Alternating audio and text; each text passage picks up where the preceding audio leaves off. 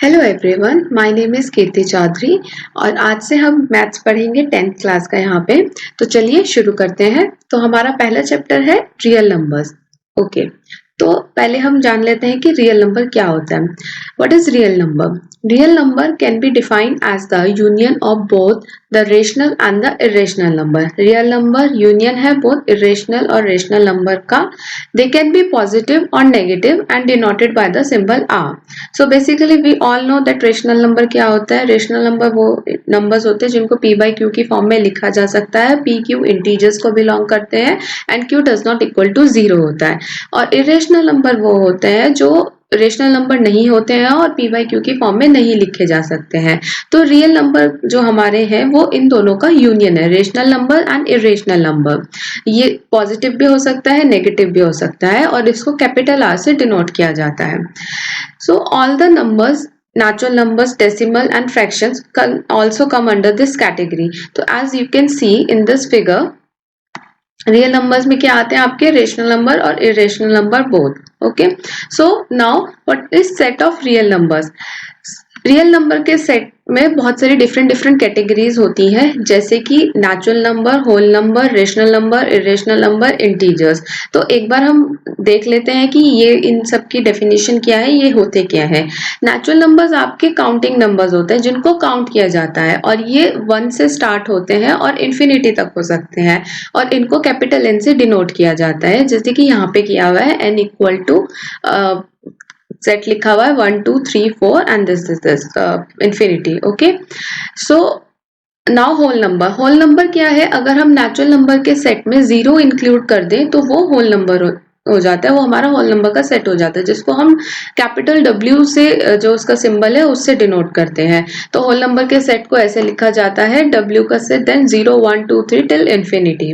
Now next is integers. Integers क्या होते हैं? हम अगर हम होल नंबर और उनके नेगेटिव काउंटर पार्ट को ऐड कर लें, उनका सेट बना लें, तो वो हमारे इंटीजर का सेट हो जाता है, जिसको हम कैपिटल Z से डिनोट करते हैं और उस ये हमारा माइनस इन्फिनिटी टू इन्फिनिटी हो सकता है।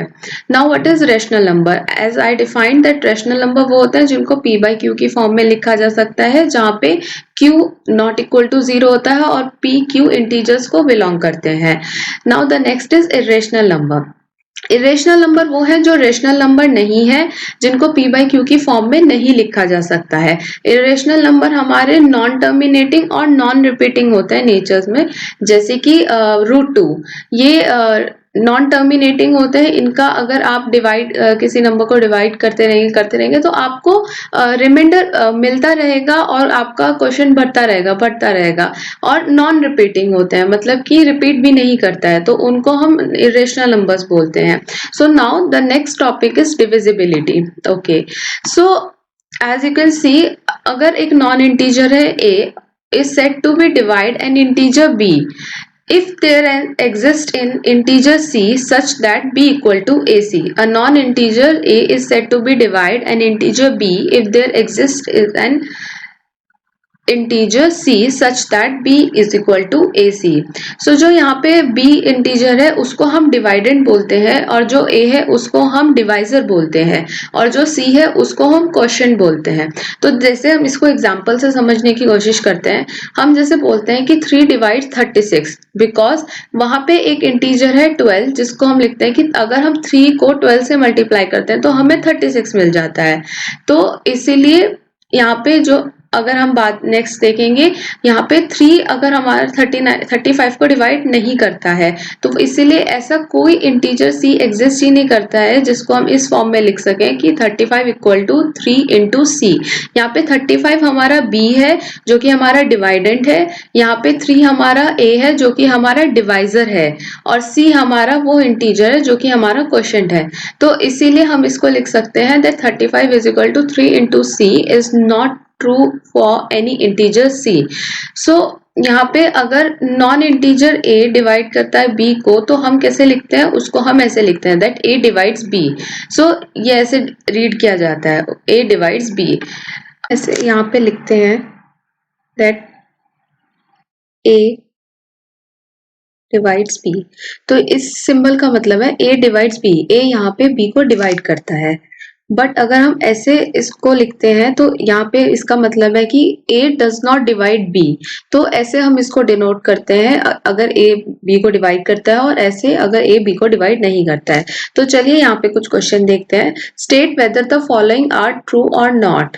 सो फर्स्ट इज 0 डिवाइड 4।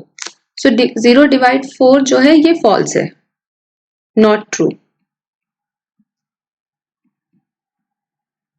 0 4 को डिवाइड नहीं कर सकता।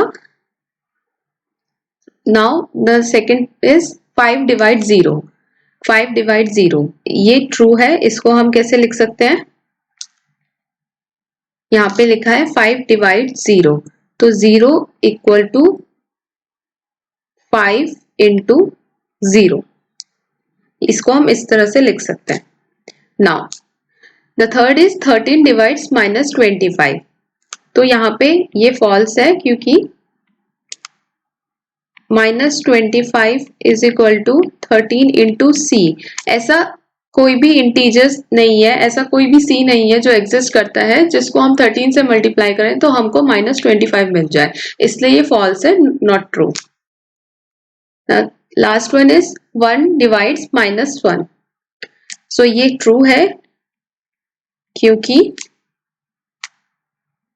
-1 को हम यहाँ पे लिख सकते हैं 1 इंटू -1, इस फॉर्म में लिख सकते हैं।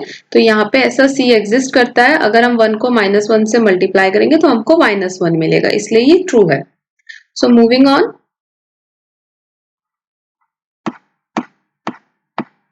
यहाँ पे कुछ प्रॉपर्टीज है डिविजिबिलिटी की, तो उनको पढ़ते हैं। फर्स्ट प्रॉपर्टी है +-1 divides every non integer, that is +-1 divides a for every non-integer a. +1 and -1 a को डिवाइड करता है for every non-integer a. Second property है यहाँ पे 0 is divisible by every non-integer a, that is a divide 0 for every non-integer a. 0 यहाँ पे divisible होगा every non-integer a, इसका मतलब यह है कि a डिवाइड करेगा 0 को for every non-integer a. Third property है 0 does not divide any integer. Third property है 0 does not divide any integer. 0 किसी भी इंटीजर को डिवाइड नहीं करता, जैसे हमने पहला एग्जांपल देखा था 0/4, तो वो इसीलिए फॉल्स था क्योंकि 0 कोई भी इंटीजर को डिवाइड नहीं करता है। फोर्थ प्रॉपर्टी है अगर a हमारा नॉन जीरो इंटीजर है और b कोई भी इंटीजर है, तो हम ये कह सकते हैं अगर a हमारा b को डिवाइड करेगा तो a हमारा नेगेटिव b को भी डिवाइड करेगा, और नेगेटिव a हमारा पॉजिटिव b को भी डिवाइड करेगा, और नेगेटिव a हमारा नेगेटिव b को भी डिवाइड करेगा। तो फोर्थ प्रॉपर्टी क्या है? If a is non zero integer and b is any integer, then a divides b implies that a divides -b, -a divides positive b, and -a divides negative b. So the next property है हमारी a और b non integers है, non zero integers. तो अगर a b को divide करता है, b a को डिवाइड करता है, तो हमारा a इक्वल्स टू हो जाएगा b माइनस पॉजिटिव b और नेगेटिव b के। यहाँ पे अगर a b को डिवाइड करता है, b a को डिवाइड करता है, तो a is equal to b हो जाएगा, both positive and negative. Next property है if a is non zero integer and b c are any two integer, then a अगर b को डिवाइड करता है और a अगर c को डिवाइड करता है, तो a b और c के सम को और डिफरेंस को भी डिवाइड करेगा। नेक्स्ट है a उनके प्रोडक्ट को भी डिवाइड करेगा। a अगर b को डिवाइड करता है और a अगर c को डिवाइड करता है, तो a b c के उसको भी प्रोडक्ट को भी डिवाइड करेगा। एंड नेक्स्ट है किसी भी x इंटीजर के लिए अगर हम उसको b में मल्टीप्लाई कर देंगे तो जो प्रोडक्ट हमको मिलेगा a उसको भी डिवाइड करेगा। तो हमारी सिक्स्थ प्रॉपर्टी है if a is a non zero integer and b c are any two integers, then a divides b, a divides c, which implies a divides both product and sum of b plus c and difference also. Next is if a and c are non-integers and b d any two integers, then पहला है अगर a b को divide करेगा, c d को divide करेगा, तो a दोनों का प्रोडक्ट यानी कि जो हमारा ए और सी है इनका प्रोडक्ट और जो हमारा बी और डी है, तो ए सी का प्रोडक्ट बी सी के प्रोडक्ट को भी डिवाइड करेगा। नेक्स्ट है ए अगर बी सी को डिवाइड करता है तो वो इंप्लाई करता है कि ए बी को भी डिवाइड करेगा। ओके, तो ये तो थी हमारी प्रॉपर्टीज। अब नेक्स्ट है Euclid division lemma. So what is Euclid division lemma? तो हम इसकी स्टेटमेंट पढ़ लेते हैं पहले। Let A and B two positive integers, then there exist a unique integers qa and r such that a is equal to bq plus r is less greater than equal to 0 and less than equal to b. If b divides a, then r equal to 0, otherwise r satisfy the stronger inequality that r greater than equal to 0 and less than equal to b. तो चलिए हम यहाँ पे इसको proof करते हैं।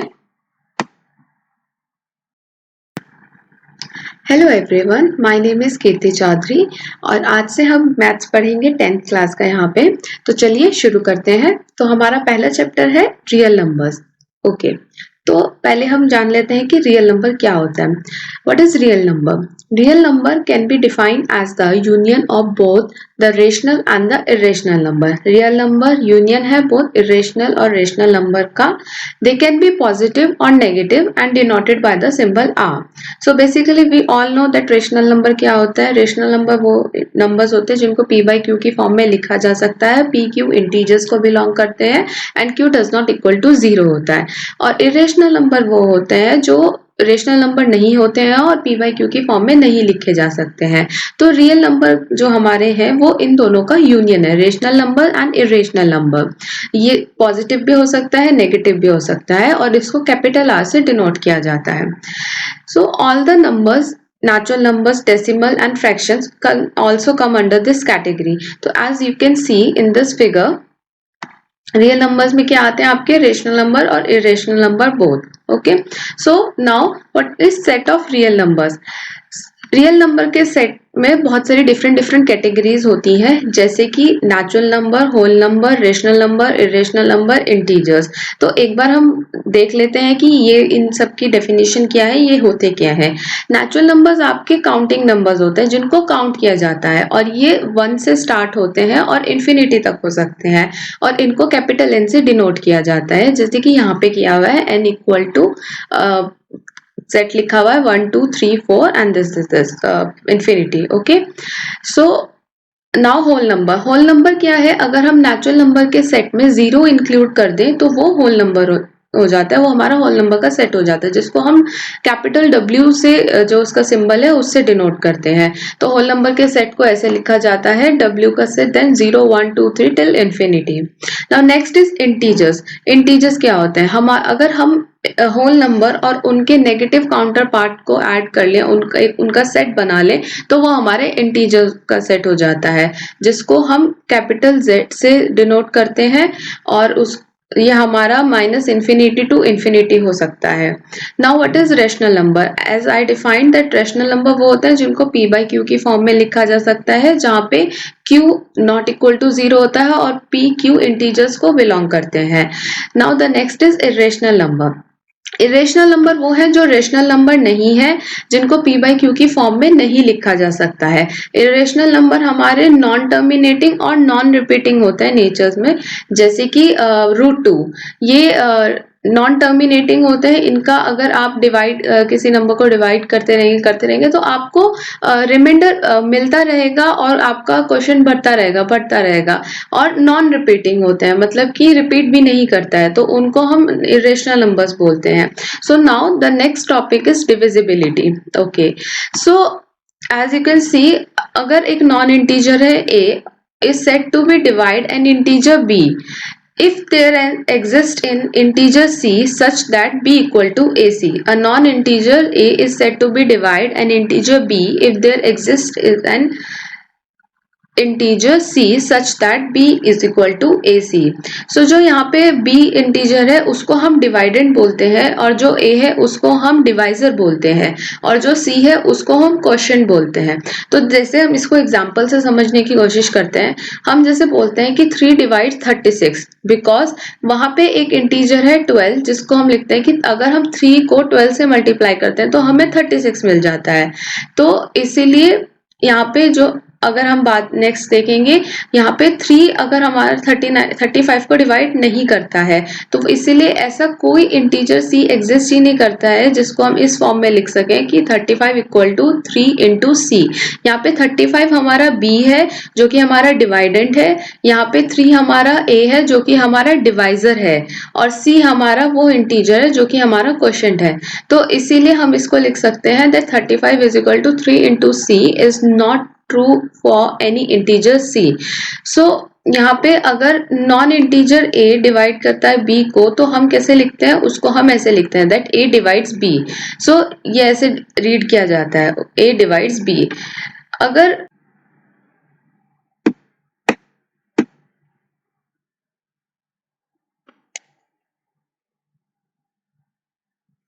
एक arithmetic progression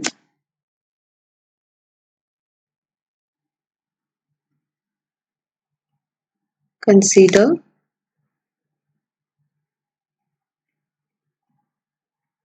the following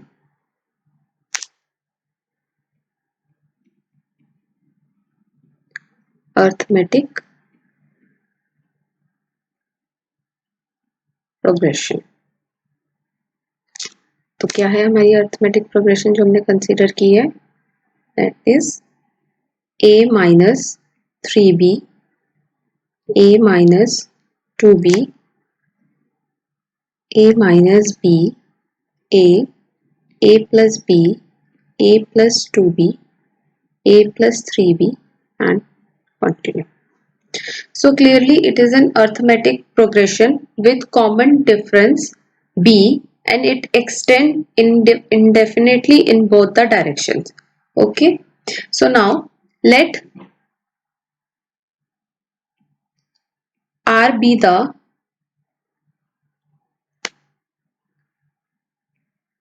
smallest non-negative term of this arithmetic progression. Then there exists a non-negative integer q such that a minus bq is equal to r, which implies a is equal to bq plus r. तो आपने क्या किया, r एक smallest non negative term ले लिया arithmetic progression का, तो एक non negative integer q exist करेगा such that a minus b q is equal to r and a is equal to b q plus r. Now as r is the smallest non-negative integer satisfying the above result, therefore r यहाँ पे smallest non-negative integer है, as r is the smallest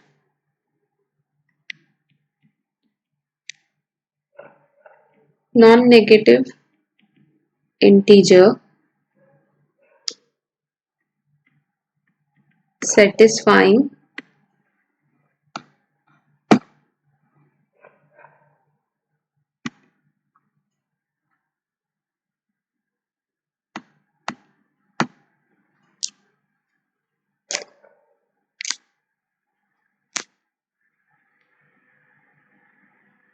the above result, therefore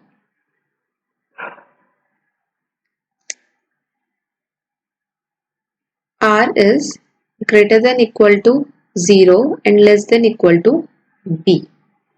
Sorry, greater than equal to 0 and less than B.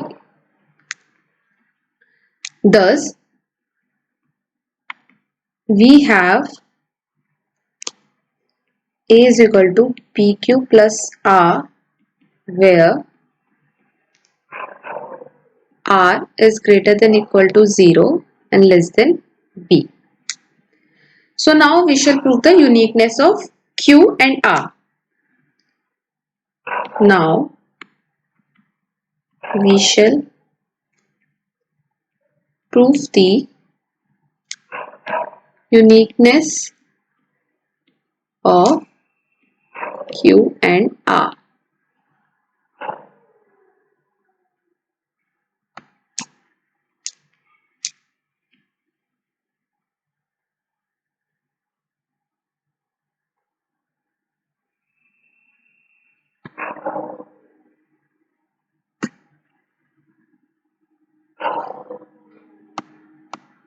तो अब हम uniqueness कैसे prove करेंगे?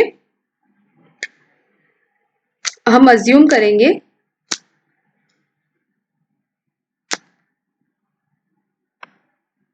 Late assume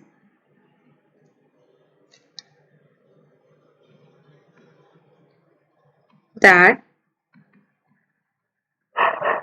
there is another pair Q1 and R1 of non-negative integers satisfying the same relation, that is A is equal to PQ plus 1 R1, where R1 is greater than equal to 0 and less than B. So हमने क्या किया, यहाँ पे assume कर लिया है कि एक और पेयर एग्जिस्ट करता है Q1 and R1 non negative integers जो सेटिस्फाई करते हैं A is equal to PQ1 plus R1 where R1 is greater than equal to 0 and less than B. So now हमें क्या प्रूव करना है? We shall now prove that R is equal to R1 and Q1 is equal to Q.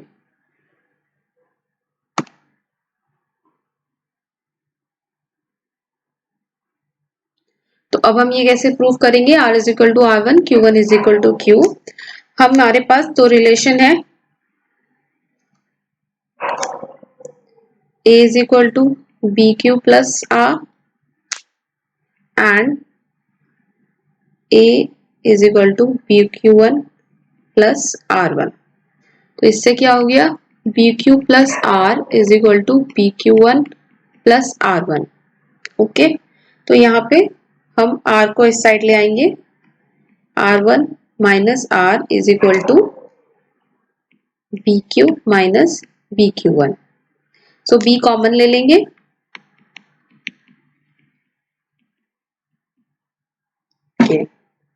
Now इससे हमें show होता है कि B divide करता है R1 और R को. ओके, सो सिंस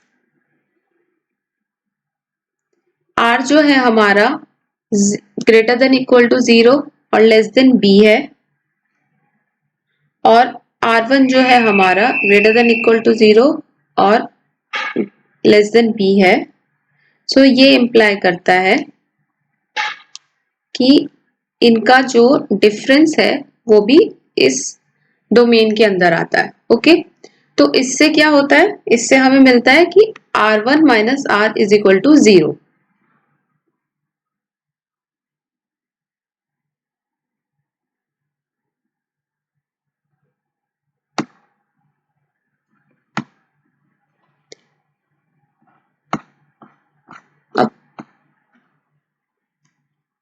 यहाँ पे तो यहाँ पे R1 minus R is equal to 0, तो R1 is equal to R हो गया.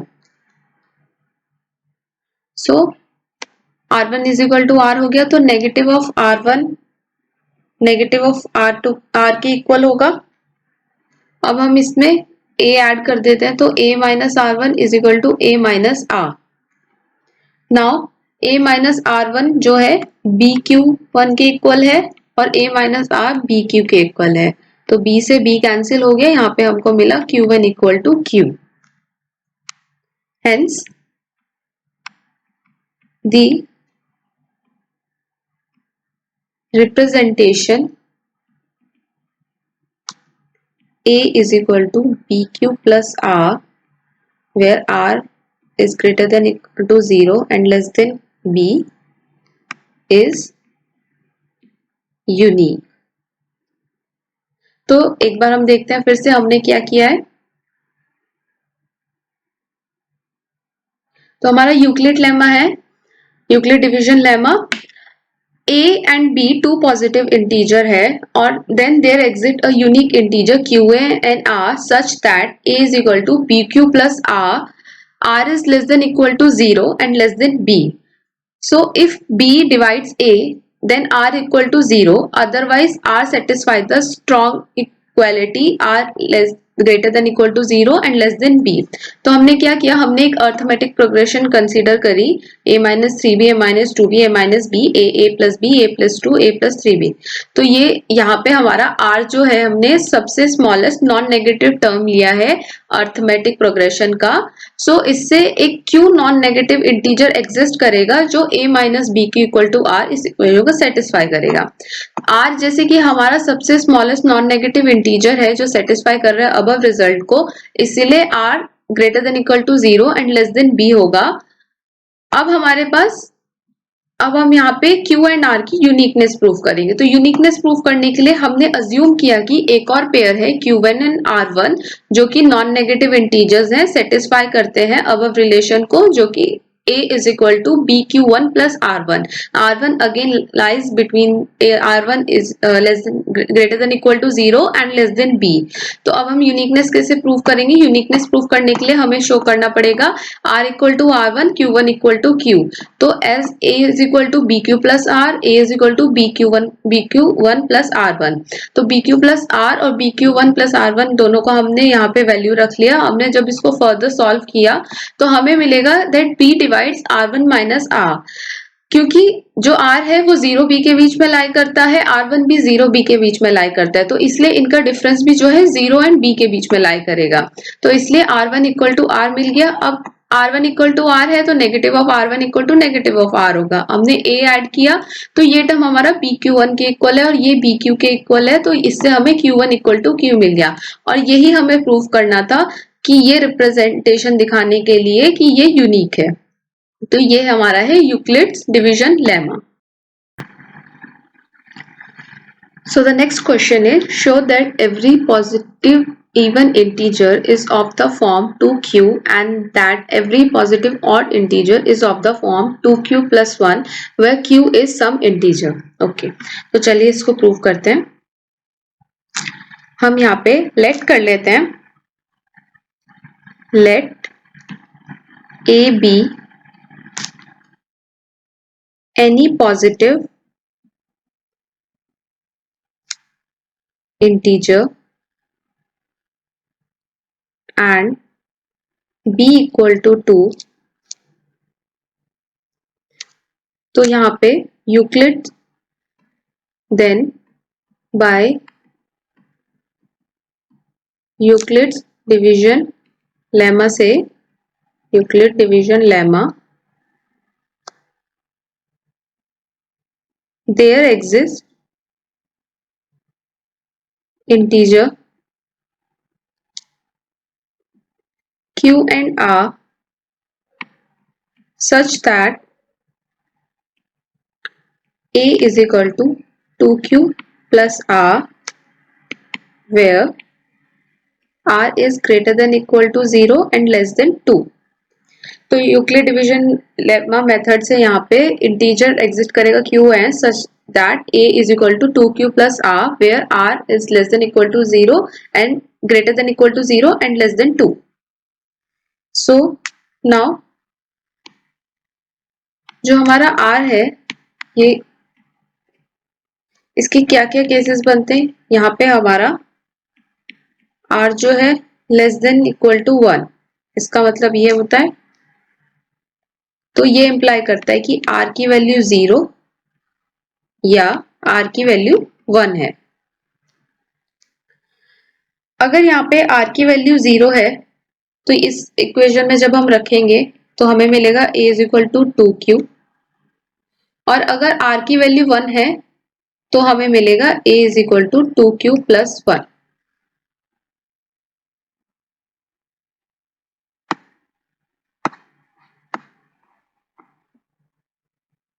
अब अगर if A is equal to 2Q, then A is an even integer,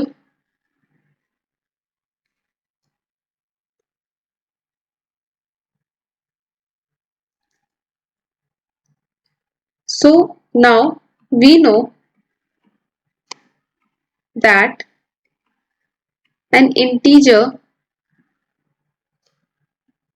can be either even और odd। इंटीजर की डेफिनेशन से हमें पता है इंटीजर इवन भी हो सकता है, ऑड भी हो सकता है। therefore any odd integer is of the form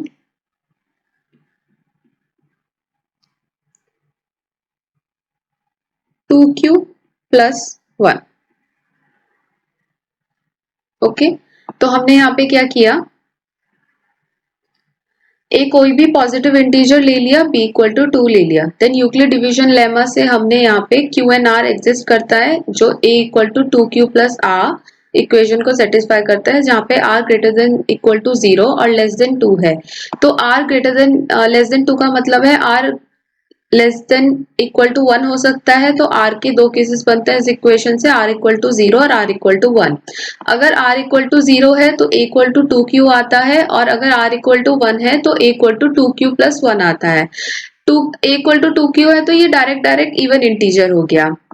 अब हमें पता है इंटीजर इवन भी हो सकता है, ऑड भी हो सकता है। तो अब हम यहाँ पे अगर a is equal to 2Q लेंगे और यहाँ पे इवन इंटीजर डालेंगे तो ये इवन इंटीजर आएगा, तो इवन इंटू इवन इवन होगा। ओके, अब अगर हम ऑड इंटीजर को मल्टीप्लाई करेंगे इवन नंबर से तो वो इवन हो जाएगा। तो यहाँ पे हम +1 कर देंगे, इसीलिए ऑड इंटीजर जो है वो इस फॉर्म में रिप्रेजेंट होंगे 2Q प्लस 1। तो ये हमारा हो गया। अब हमारा नेक्स्ट क्वेश्चन है, show that any positive odd integer is of the form 4Q plus 1 और 4Q plus 3 where Q is some integer. तो चलिए इसको सॉल्व करते हैं। हम लेट कर लेते हैं, let a be any odd positive integer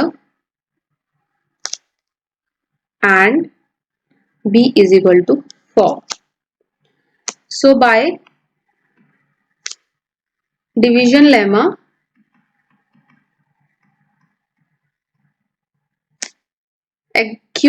there exist Q and R such that जो A is equal to BQ plus R, यानी कि A is equal to 4Q plus R को सेटिस्फाई करेगा, जहां पे R less than equal to 0 और less then 4 होगा। तो यहाँ पे R लेस देन 4 का मतलब है कि R क्या क्या हो सकता है हमारा, R less than equal to 3। तो यहाँ पे हमारा हो गया, अगर R हमारा 0 है तो A हमारा 4Q है, R हमारा 1 है तो A हमारा 4Q प्लस 1, अगर R हमारा 2 है तो यहाँ पे A is equal to 4Q plus 2, और r हमारा 3 है, तो यहाँ पे a is equal to 4q plus 3 ये हमको मिलेगा। ये इम्प्लाई करता है कि a is equal to 4q plus 1 और a is equal to 4q plus 3 since a is an odd integer,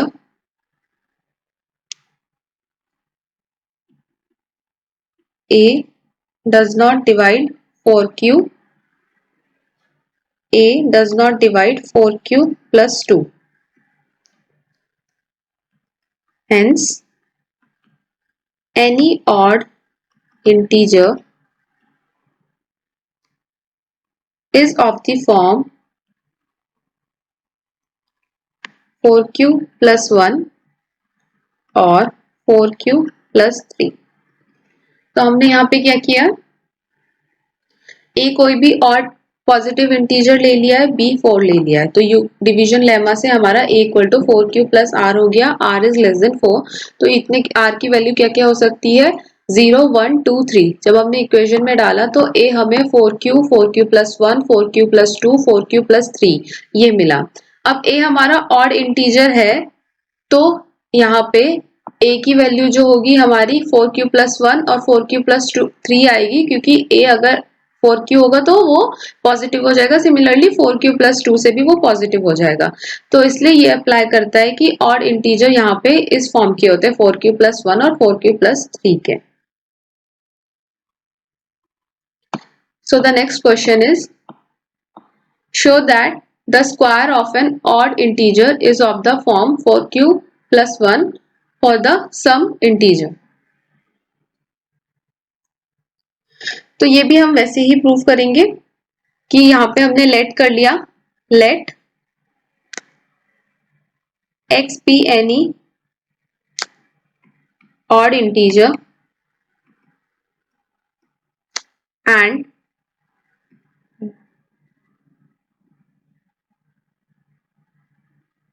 then x is equal to 2m plus 1।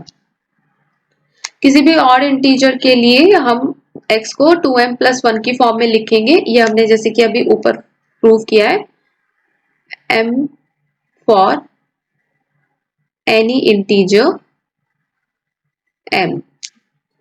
Now अगर हम इसका स्क्वायर कर देते हैं, हमें यहाँ पे क्योंकि प्रूफ करना है, show that the square of an odd integer is of the form 4q plus 1। तो यहाँ पे हमने x का स्क्वायर, इस इक्वेशन का स्क्वायर ले लिया, तो क्या आया, x square is equal to a plus b whole square के, उससे हमने यहाँ पे इसको सॉल्व कर लिया।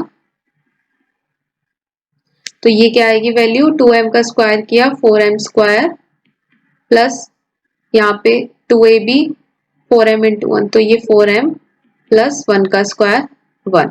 तो ये इस फॉर्म में हो गया। यहाँ पे हमने 4m कॉमन ले लिया, तो ये बचा m प्लस 1 प्लस 1।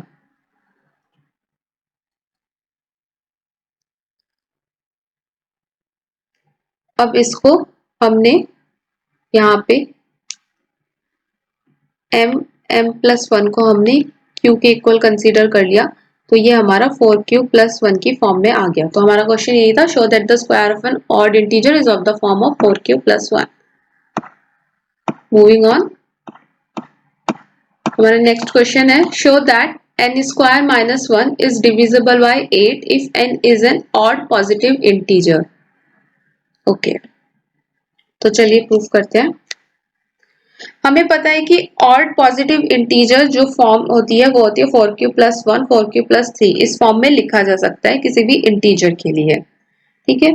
तो यहाँ पे हम अपना केस ले लेते हैं, केस 1।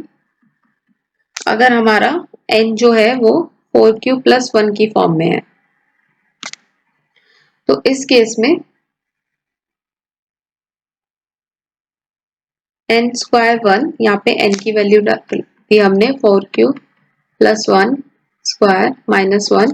इसको फर्दर सॉल्व करेंगे हम, तो हमको मिलेगा 16 square q square plus 8q +1 -1। Okay, इसको फर्दर सॉल्व करेंगे हम, तो हमको मिलेगा 16q² प्लस 8q। 8q हमने इसमें से कॉमन ले लिया, तो यहाँ पे बचा 2q प्लस 1। तो इससे यहाँ पे हमारा n² 1 था लेफ्ट हैंड साइड, तो यहाँ से 8 अगर नीचे यहाँ पे लाएंगे तो इससे हम ये कह सकते हैं कि 8 हमारा n² -1 को डिवाइड करता है।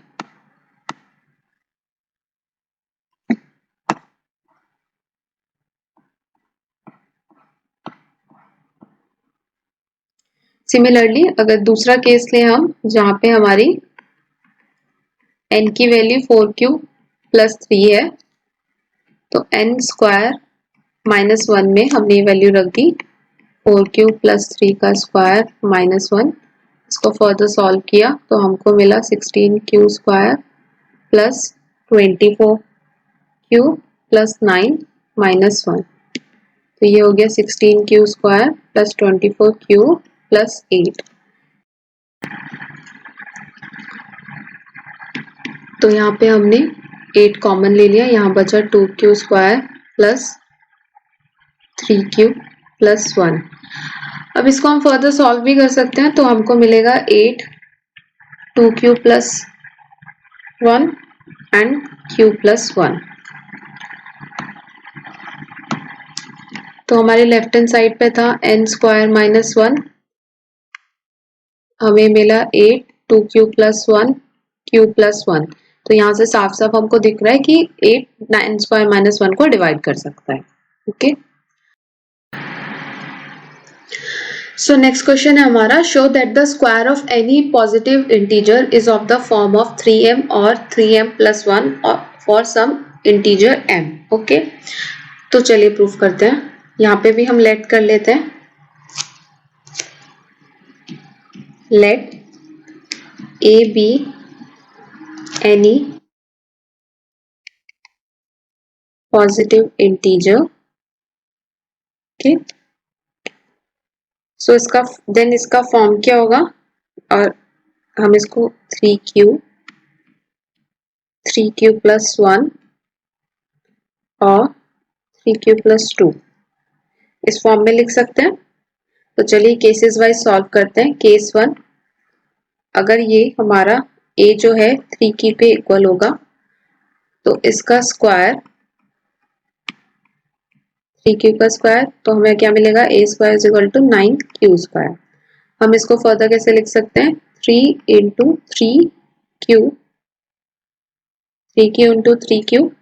ओके, तो यहाँ पे अगर हम q इंटू 3q को m मान लें, तो a² is equal to 3m हो जाएगा। अगर हम इस इक्वेशन में पुट करेंगे, यहाँ पे स्टार वाली इक्वेशन में m की वैल्यू पुट करेंगे, तो ये हमारा 3m की फॉर्म में आ गया।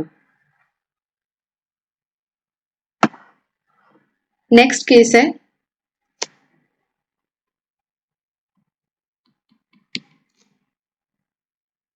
अगर a हमारा 3q प्लस 1 है, तो a² में अगर हम इसकी वैल्यू रखते हैं तो हमें मिलेगा 9q² प्लस 6q प्लस 1। अब यहाँ से हम कॉमन ले लेते हैं 3, तो हमें बचा 3q² plus 2q plus 1। Okay, यहाँ पे q भी बाहर ले लेते हैं, 3q, यहाँ पे बचेगा 3q प्लस 2 प्लस 1। तो यहाँ पे भी हम q 3q प्लस 2 को अगर m ले लेते हैं और हम इस स्टार वाली इक्वेशन में पुट करते हैं, तो हमको मिलेगा 3m प्लस 1। तो यहाँ पे भी हमने ये दिखाया है कि square of any positive integer is of the form of 3m plus 1।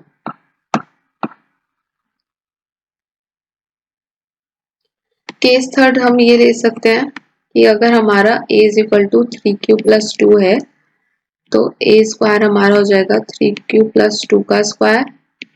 Further हम इसको सॉल्व करेंगे, तो ये हमें मिलेगा 9q² प्लस 12q प्लस 4। इसको फर्दर सॉल्व करेंगे, 9 प्लस 12 प्लस 3+1 लिख सकते हैं हम इसको। यहाँ से हम 3 कॉमन ले सकते हैं, तो ये हमको बचेगा, यहाँ पे हम 3 कॉमन ले सकते हैं, तो ये हमको बचेगा 3q² प्लस 4q प्लस 1 और यहाँ पे +1।